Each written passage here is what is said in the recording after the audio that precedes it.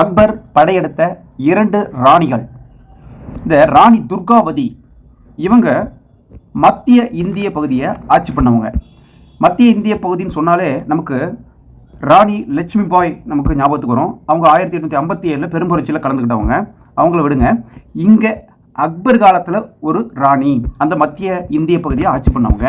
அவங்க தான் துர்காவதி. துர்காவதி ராணி விஎஸ் அக்பர். இந்த இடத்துல துர்காவதியை அக்பர் தோற்கடித்தார். துர்காவதி ராணி அக்பருக்கு எந்த தீங்குமே செய்யவில்லை.